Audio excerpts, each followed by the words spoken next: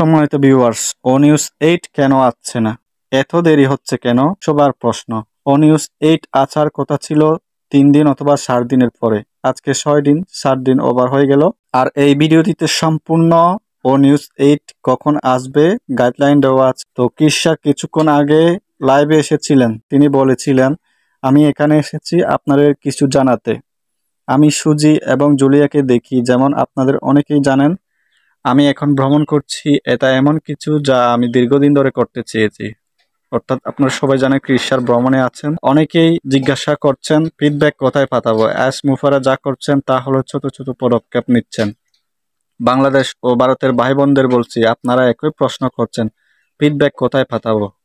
আচ্ছা, এখানে ফিডব্যাক বলতে বোঝানো হচ্ছে ও নিউজ 7-এ এরশাদ আমাদের যে একটা ফিডব্যাক চেয়েছিলেন সেই ফিডব্যাকের কথা বলা হয়েছে। এখানে বলতেছেন যখন ও নিউজ 8 আসবে তখন সম্ভবত নির্দেশনা দেওয়া হবে কিভাবে ফিডব্যাক পাঠাবে। ঠিক আছে।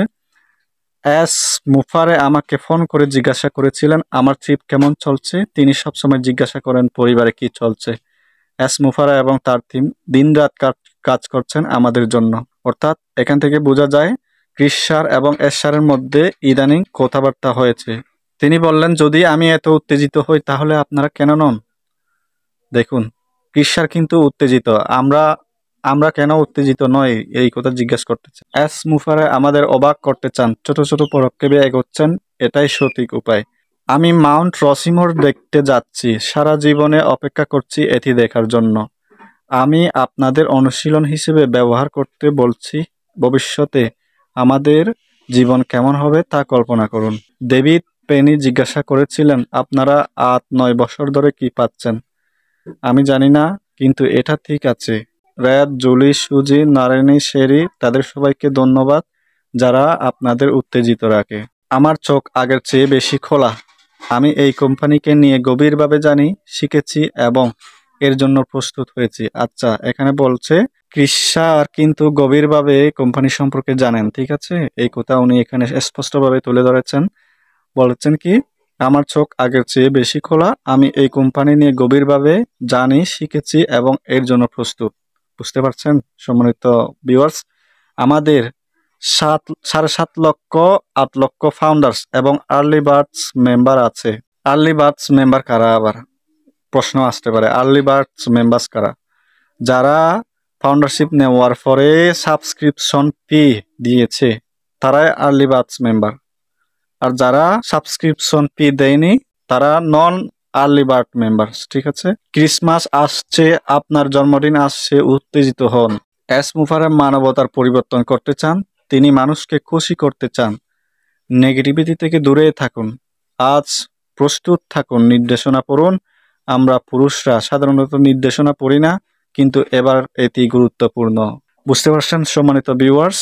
এখানে বলা হচ্ছে কি, আজ প্রস্তুত থাকুন, তার মানে আজকেই আমরা ও নিউজ 8 পাবো, এটা শিওর। সবাইকে উত্তেজিত থাকার জন্য উদাত্ত আহ্বান করেছেন কি কৃষার। সম্মানিত ভিউয়ার্স, বুঝতে পারছেন তো? কৃষার যখন বলছেন আজ প্রস্তুত থাকুন, তাহলে আমরা সম্ভবত আজকেই ও নিউজ 8 পেতে চলেছি। ও তিনি সবাইকে উত্তেজনা থাকার জন্য আহ্বান করেছেন এবং নেগেটিভিটি থেকে দূরে থাকার জন্য অনুরোধ করেছেন। আমিও আমার ব্যক্তিগত পক্ষ থেকে যেটা বলবো, এলসি লিডাররা সবাই কিন্তু নেগেটিভিটি থেকে দূরে থাকার জন্য অনুরোধ করেছেন। আপনারা সবাই নেগেটিভিটি থেকে দূরে থাকবেন। আর একটা জিনিস, গ্রুপে বলে ইউটিউবে নেগেটিভিটি হয়। হ্যাঁ, ঠিক আছে, ইউটিউবে নেগেটিভিটি হয়, কিন্তু সব ইউটিউব চ্যানেল নেগেটিভিটি করে না। আমার চ্যানেলের সাথে থাকুন, আমি 100% নিশ্চিত দিতে পারি আমি কোনো নেগেটিভিটি করি না। আমি সবসময় positive. I stand with S. এবং আমার চ্যানেলে কমেন্ট করুন ইচ্ছা মতো পজিটিভ, কোনো সমস্যা হবে না আপনার। একটা কথা মনে রাখবেন, আমরা সত্য বলছি, আমরা কোনো মিথ্যা বলছি না।